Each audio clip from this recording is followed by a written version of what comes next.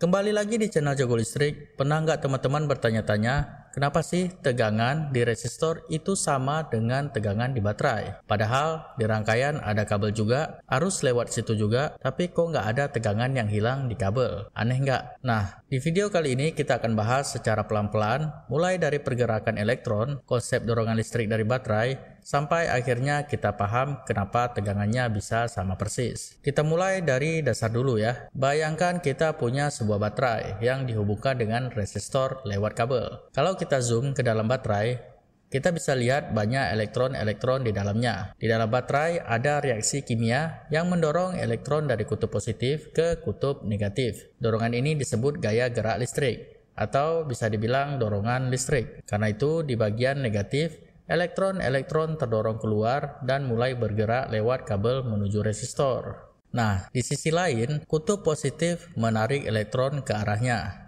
Jadi, di seluruh rangkaian elektron selalu merasakan dorongan ke arah positif, baik di dalam maupun di luar baterai. Dorongannya selalu menuju kutub positif. Misalkan kalau baterai tidak aktif, elektron-elektron ini cuma diam di tempat, santai aja di dekat kutub positif. Tapi begitu baterai bekerja, reaksi kimia di dalamnya mulai mendorong elektron dari kutub positif ke kutub negatif. Nah, dorongan kimia ini sedikit lebih kuat daripada gaya listrik yang berusaha menahan elektron. Akibatnya, elektron terus dipompa dari positif ke negatif, naik melawan gaya listrik di dalam baterai, lalu keluar melalui kabel.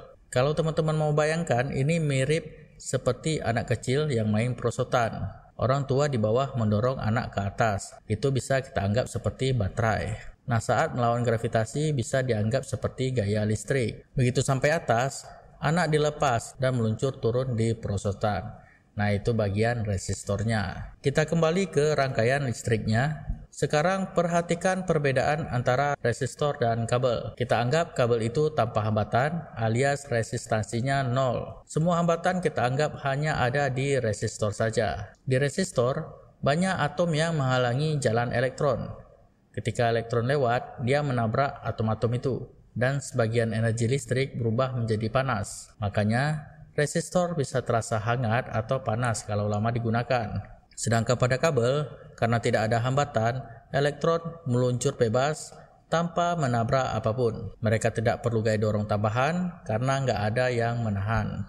Seperti yang kita ketahui, arus di dalam rangkaian listrik itu harus sama ya teman-teman. Jadi bisa bayangkan kalau gaya dorong baterai sama besar di semua bagian, baik di kabel maupun di resistor. Kalau begitu, di kabel yang tidak mempunyai hambatan, elektron bakal terus dipercepat. Arusnya bisa jadi besar banget. Sementara di resistor, karena banyak hambatan, arusnya menjadi kecil. Nah, itu nggak mungkin teman-teman, salah. Karena kita tahu arus di semua titik rangkaian seri harus sama besar ya. Jadi bagaimana caranya biar arusnya bisa sama? Jawabannya gaya dorong atau gaya listrik di kabel itu 0. Elektron di kabel tidak butuh gaya untuk bergerak. Karena menurut hukum Newton, benda yang sudah bergerak akan terus bergerak jika tidak ada gaya yang menghentikannya. Jadi di kabel gaya listriknya 0, tidak ada energi yang dipakai. Sementara di resistor gaya listriknya besar, karena elektron harus melawan hambatan di sana. Artinya apa? Artinya semua gaya dorong dari baterai terkonsentrasi di resistor. Cuma di resistor, elektron benar-benar kehilangan energi potensial. Jadi kalau teman-teman gambar rangkaian lengkap, di kabel tidak ada perubahan energi. Sedangkan di resistor, energi potensialnya turun. Itu sebabnya tegangan hanya turun di resistor. Dan tegangan resistor sama aja dengan tegangan di baterai. Udah ada sedikit pencerahan ya teman-teman, tapi ini belum selesai penjelasannya. Kita bahas lebih dalam lagi. Sekarang kita kaitkan dengan konsep energi potensial. Ketika elektron bergerak melawan gaya listrik di dalam baterai, energi potensialnya meningkat. Persis sama seperti anak kecil yang didorong ke atas untuk naik perosotan. Jadi titik setelah baterai kita bisa anggap seperti energi potensial tinggi atau high PE.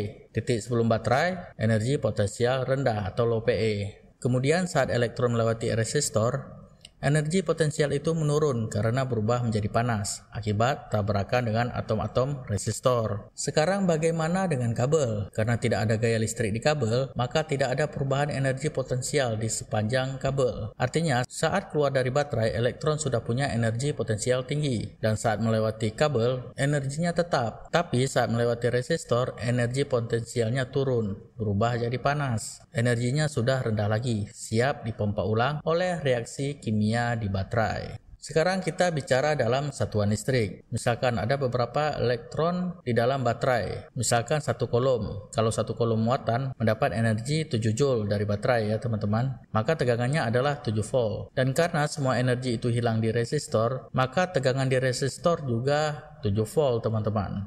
Itulah arti sebenarnya dari tegangan sama dengan energi per kolom. Atau lebih tepatnya, tegangan baterai sama dengan tegangan resistor. Nah, dari semua penjelasan tadi, kita bisa simpulkan nih teman-teman. Jadi, semua gaya dorong dari baterai hanya bekerja di resistor. Tidak ada gaya listrik di kabel karena resistansinya 0. Dan energi potensial hanya naik dari baterai dan turun di resistor. Makanya tegangan di resistor sama dengan tegangan di baterai. Itulah sebabnya tidak semua bagian rangkaian memiliki dorongan listrik, hanya di bagian resistor aja. Jadi sekarang kita udah tahu ya kenapa tegangan di resistor sama dengan tegangan di baterai. Semua energi kimia dari baterai berubah jadi energi panas di resistor, tanpa ada yang hilang di kabel. Itu inti dari konsep perbedaan potensial listrik. Mudah kan? Oke, sekian video kali ini. Jika teman-teman ada tambahan silahkan komen di bawah dan sampai jumpa di video selanjutnya. See you teman-teman.